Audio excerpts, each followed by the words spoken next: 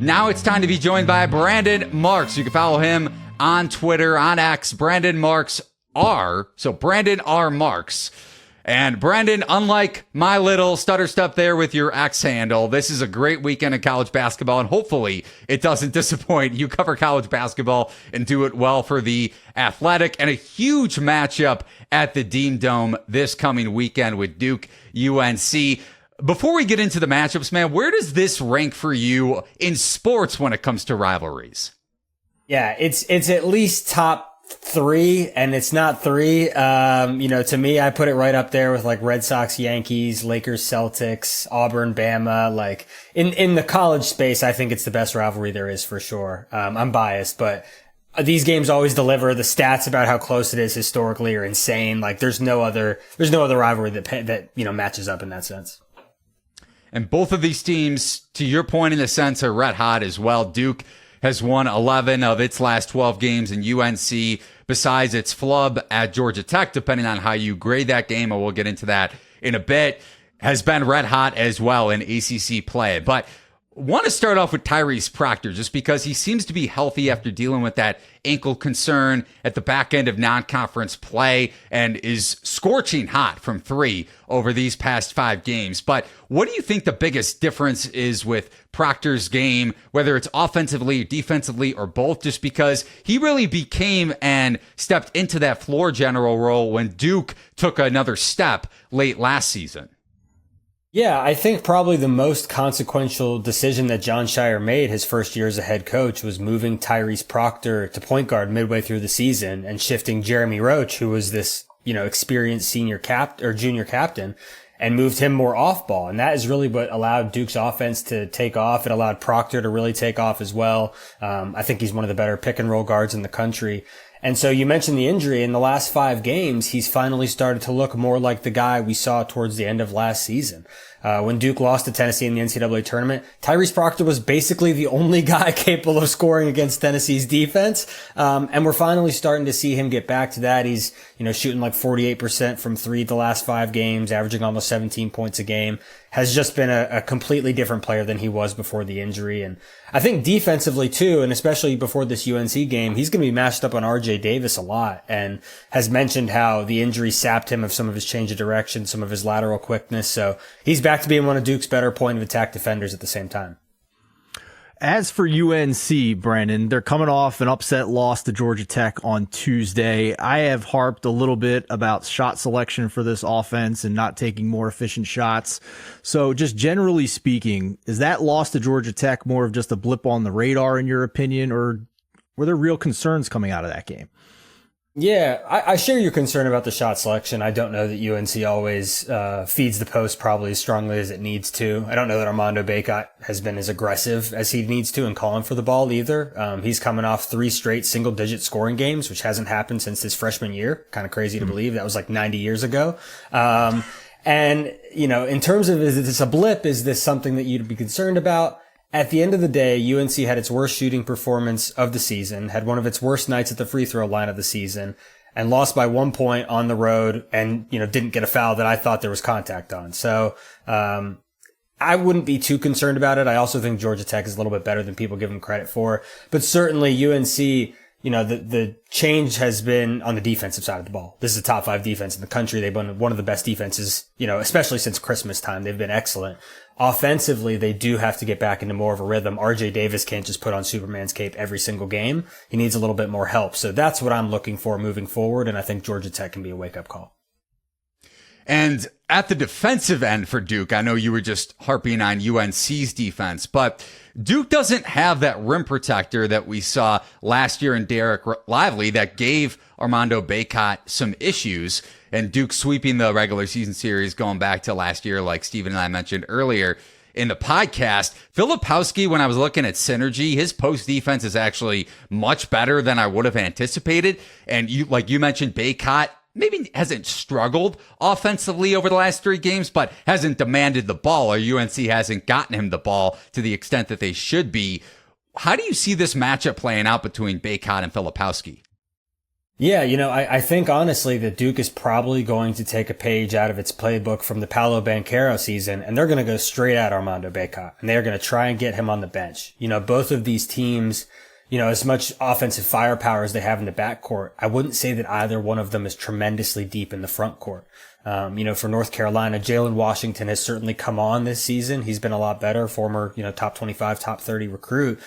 But he's not a guy who can really play more than 15 or so minutes a game. And then for Duke, they've been playing Kyle Filipowski much more at center this season, as you mentioned. No Derek Lively. Like, you don't have that rim protection. Filipowski has a negative wingspan. Like, those are just the facts. And so they've done some nice things in terms of doubling. I think Mark Mitchell for Duke is going to be huge defensively too. He's going to end up getting some opportunities against Bacot as well. But to me, this is going to be a foul situation. Whoever gets in trouble early is going to be sitting. Whoever doesn't is going to be able to give their team an advantage. But I'm expecting both teams basically, we're going to have some early whistles. Let me put it that way. All right, now let's try to piss off half of the people that read you since you cover both of these teams, because we're going to put your feet to the fire here with a prediction for Duke UNC. We're a betting show. We make predictions. We try to win most of them. Our projection sites that we follow out there make UNC about a 6-point favorite in this game. So when you look at this matchup, do you agree that it's more likely that UNC wins this game by 3 possessions or more, or are we looking at a tight matchup in this rendition? I would be shocked if it was that wide a spread. 6.5 points feels like free money to me. That is now, just wait till I'm wrong and piss even more people off. So you know, Brandon, the words free money generally in our neck of the woods is like the kiss of death. Yeah, exactly. Well, so here's sort of where I've come around on the rival, on this first iteration.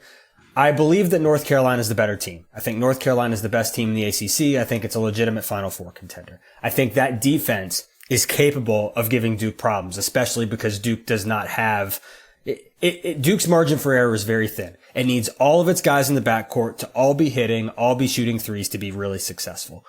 However, this rivalry always is close. Historically, there's like a 2-point difference all time. And also, I do think that Tyrese Proctor's impact these last couple of games can't be minimized. He is probably the guy who has the highest ceiling in Duke's entire backcourt. More than Jeremy Roach, who's consistent, more than Jared McCain, who's a great shooter. Tyrese Proctor is the guy who can really lift the boat. And so it's at home. All of the numbers say that UNC should win. I think UNC is the better team, which means that I'm actually going to pick Duke to win. I think it'll be a big upset. I think Duke probably gets, its first real marquee win since the Baylor game. All right, so you just pissed off, like Steven said, half of your readership. But with that said, they will all be reading, of course, at The Athletic for the rest of the season, no matter what. But going nationally here, Brandon, and looking at, I've kind of heard the opinion over the last 3 weeks to a month that the ACC is underrated. I don't necessarily agree with that, but I've also heard that the Big 12 is overrated. And you and Kyle Tucker kind of bounced back and forth about this. And you also tweeted about it earlier in the week, or X'd about it. If Elon Musk wants to call it that, who knows? What do you make of the conference power ratings, and specifically digging into the Big 12, just because it's been such a topic of interest?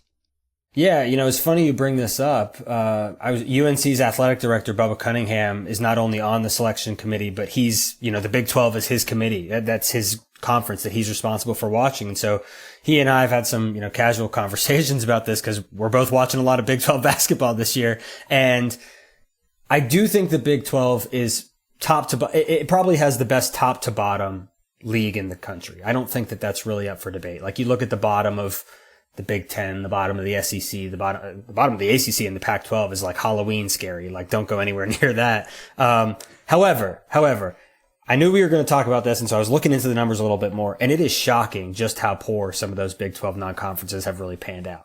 As far as I can tell, 10 Big 12 teams out of the 14, they've got sub 250 ranked non-conference schedules on KenPom. Only 4 of them are in the top 250 nationally, and only one of those, Kansas, in the top 100.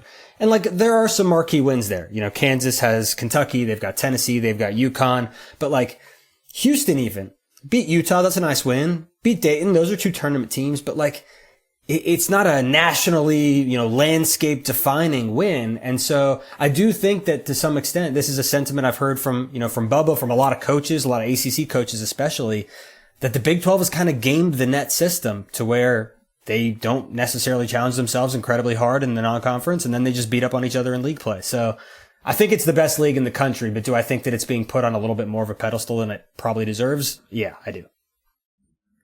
Final one, Brandon. Let's talk a little bit about kind of the new hotness in college basketball right now. South Carolina is playing really well lately. They get the big double-digit upset over Tennessee. Maybe a letdown spot against Georgia on Saturday. Just your overall thoughts on where you slot the Gamecocks in among the SEC now, which with a team that still only has a few losses overall this season. Yeah, well, first of all, just personally, I love watching BJ Mack play. Those are like my kind of dudes. Like, you're not even 6'10" and you're like almost 275 pounds. I love that. DJ Burns at NC State, Kennedy Meeks at UNC a few years ago, Dane Danger. I love those guys. But in terms of where I slot the Gamecocks, I mean, I think Tennessee is by far the best team in the SEC. I don't think it's really close. I think a lot of the other teams do have those deficiencies, but there's no reason to me that South Carolina can't be in that sort of next tier with Auburn and Kentucky, which is where they are in the conference standings right now. Like, I don't see a reason why. Like, those teams are flawed. Like, Auburn still does not have a Q1 win at this point. Kentucky's defense, since Christmas is like sub 100 nationally. I think it's 75th for the year. Like, it's horrible. They've allowed 90 points in 3 of their last 6 games. So, to me, South Carolina may not have those, overwhelming metrics, but like you said, they do have the wins. They've got some quality wins now. Like, that Tennessee win is going to age amazingly. And I would not be surprised if we get to the last week of the regular season and South Carolina is right there in the, top 2 or 3 in the driver's seat to be competing for the SEC. Like, to me, Lamont Paris, with Grant McCaslin at Texas Tech, like, those are probably the 2 guys I'm looking at right now as the front runners for Coach of the Year.